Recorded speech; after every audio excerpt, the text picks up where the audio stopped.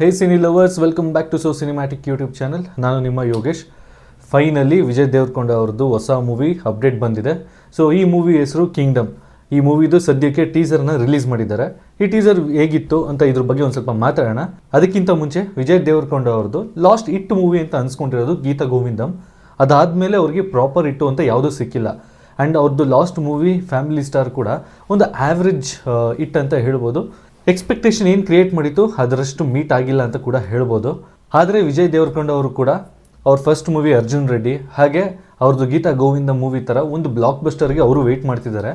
ಕೆಲವೊಂದು movie disaster ಆಯಿತು and ಕೆಲವೊಂದು ಆ್ಯಾವ್ರೇಜ್ ಹಿಟ್ ಆಯಿತು. ಬಟ್ ಬ್ಲಾಕ್ ಬಸ್ಟರ್ ಇನ್ನೂ ವೆಯ್ಟಿಂಗಲ್ಲಿದೆ. ಈ ಸಾರಿ ಇವರು ಬಂದಿರೋ ಈ ಮೂವಿ ಸಖತ್ ಪ್ರಾಮಿಸಿಂಗ್ ಆಗಿದೆ. ಸೊ ಈ ಟೀಸರ್ ವಿಚಾರಕ್ಕೆ ಬರೋಣ.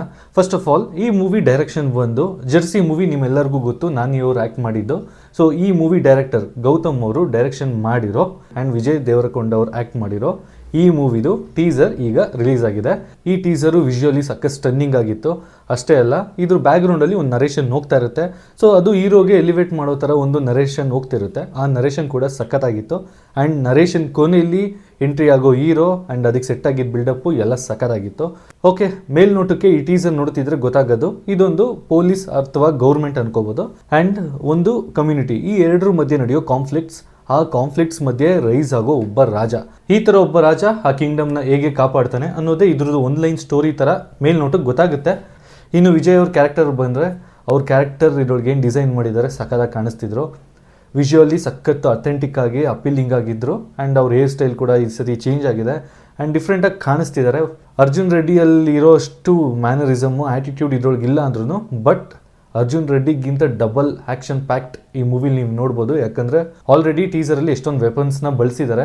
ಸೊ ಗೊತ್ತಾಗ್ತಿದೆ ಇದೊಂದು ಸಖತ್ ಇಂಟೆನ್ಸ್ ಆಗಿರೋ ಆ್ಯಕ್ಷನ್ ಡ್ರಾಮಾ ಮೂವಿ. ಡೇಟ್ ಕೂಡ ಅನೌನ್ಸ್ ಮಾಡಿದ್ದಾರೆ. ಸೊ ಇದು May 30 ಥಿಯೇಟರ್ಸ್ಗೆ ವರ್ಲ್ಡ್ ವೈಡ್ ರಿಲೀಸ್ ಆಗ್ತಿದೆ. ಅಲ್ಲಿವರೆಗೂ ಈ ಟೀಸರ್ನ ನೋಡಿ ಎಂಜಾಯ್ ಮಾಡೋಣ. ನಿಮಗೆ ಈ ಟೀಸರ್ ಬಗ್ಗೆ ಏನು ಅನಿಸ್ತು ಅಂತ ಕಮೆಂಟ್ ಬಾಕ್ಸಲ್ಲಿ ತಿಳಿಸಿ. ಆ್ಯಂಡ್ ನಿಮ್ಗೆ ಏನಾದರೂ ಈ ರಿವ್ಯೂ ಇಷ್ಟ ಆಗಿದ್ರೆ ದಯವಿಟ್ಟು ನನ್ನ ಚಾನೆಲ್ನ ಸಬ್ಸ್ಕ್ರೈಬ್ ಮಾಡಿಕೊಂಡು ನೋಡಿ ಅಂತ ಹೇಳ್ತಾ ನಾನು ಈ ರಿವ್ಯೂನ ಮುಗಿಸ್ತೀನಿ. Thank you for watching.